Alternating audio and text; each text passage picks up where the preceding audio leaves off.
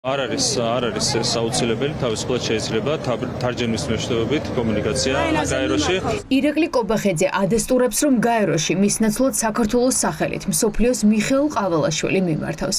გენერალურ ასამბლეაზე კობახიძე ჩაუსვლელობის მიზეზად შიდა საქმეებს ასახელებს.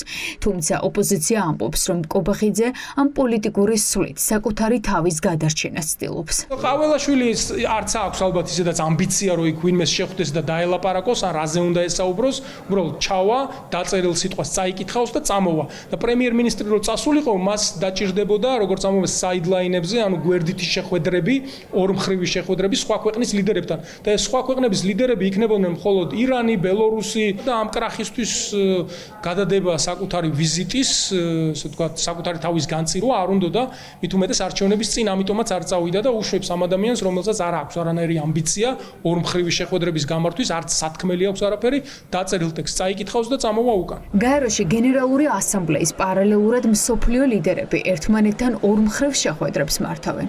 კობახიძე მიცის, რომ ეს ხალხს ცივილიზებული სამყაროს დიდი ნაწილი არც კი ჩამოართმევს. ამბობს ოპოზიცია და იხსენებენ, როგორ გააუქმეს შარშან კობახიძეს ამერიკის პრეზიდენტის მიღებაზე მიწვევა. წელსაც, რომ იგივე კრახი არ მოხდეს, ამიტომ წამოძიეს წინახაზე მიხეილ ყაველაშვილი. ქართული ეცნობოდ ყოველთვის ყველაფერს აკეთებს იმისთვის, რომ დააკნინოს პოლიტიკური დასავლეთი და მისი ინსტიტუტები პრეზიდენტად დაგვისვა წერა-კითხვის უცოდნარი კაცი, რომელიც მართლა არც გაერო იცის, არც ევროპული კომისია იცის და საერთოდ არ იცის რატო არის პრეზიდენტი მე მგონი. არა თუ ინგლისური არ იცის, ამას არ ვშვი საერთოდ. გაერო რა არის, ეგეც არ იცის.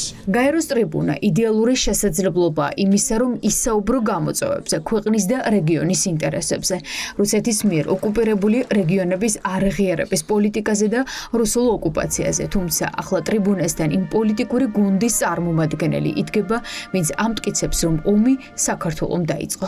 აუცილებელი არ არის, რომ პრემიერ-მინისტრი იყოს. არ არის აუცილებელი, რომ იცოდეთ ინგლისური ენა და ინგლისური ენა გამოიყენოს აზომად იმისა, რამდენად შეუძლია საქართველოს პოზიცია პრემიერს თუ პრეზიდენტს გააცნოს სოფლიოს იმ ტრიბუნიდან, რომელიც ეძლევა ქვეყანას. ძალიან საამაყოა, რომ საქართველოს პრეზიდენტი წარმოადგენს საქართველოს და გააჟღერებს ყველა იმ მნიშვნელოვან აქცენტს, რომელიც ჩვენი ქვეყნისთვის ამ საერთაშორისო ტრიბუნაზე აუცილებელია.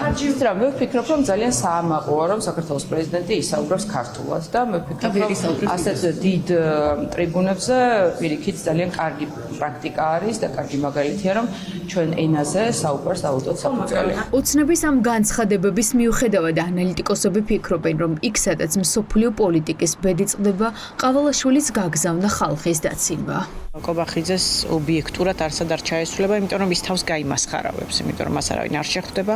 ახლა მთლიანად მიდის მცდელობა იმისა, რომ დონე დაწიონ ყაველაშვილის დონემდე და მეორე ასპექტი რაც არის, რომ ერთგვარად მსოფლიოს აჩვენონ, რომ აი ჩვენ ეს არც გვადარდებს, რომ თქვენ იზოლაციაში მოგვაქცევთ, ჩვენ სამაგიეროდ აი დავწევთ დონეს და გამოვაგზავნით ყაველაშვილს, რომელიც კიდევ უფრო არავინ არ არის და კიდევ უფრო ნაკლებად წარმოადგენს რაღაცას და არის რაღაც ერის დასაცინი სუბიექტი და მით უმეტეს ქვეყნის ფარგლებს გარეთ საერთოდ არანაირი წონის ფიგურა არ არის. ქართული ოცნების ხმებით პრეზიდენტად არჩეული მიხეილ ყაველაშვილი აქამდე რომის პაპის დაკრძალვას ესწრებოდა და ვიზიტით საქართველოს სამეზობლოში იმყოფებოდა.